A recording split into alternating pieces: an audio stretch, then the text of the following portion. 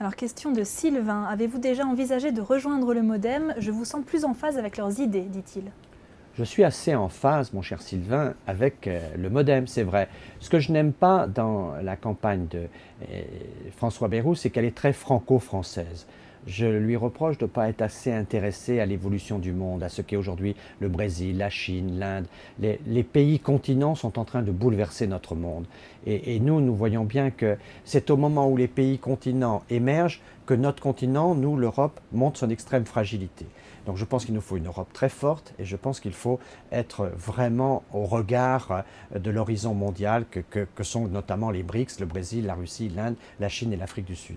Dans ce contexte-là, François Bayrou est beaucoup trop franco-français. Ce qui me séduit chez Nicolas Sarkozy, c'est qu'il a un leadership mondial pour nous guider dans une crise qui est une crise mondiale.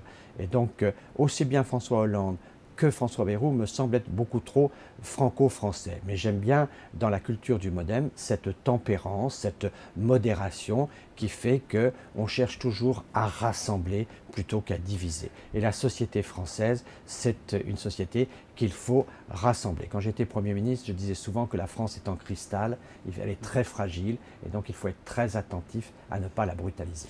Et rejoindre le MoDem, donc pour répondre à la question de Sylvain précisément, ça vous est passé par la tête? Non, En non, septembre dernier, les tensions étaient fortes avec l'UMP, on s'en souvient. oui, mais j'ai participé à la création de l'UMP, notamment pour nous mettre à l'abri du Front National.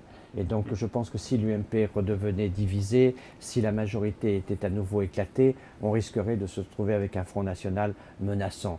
Or, la qualité de l'UMP est d'être un rassemblement qui qualifie nos candidats au second tour devant le Front National.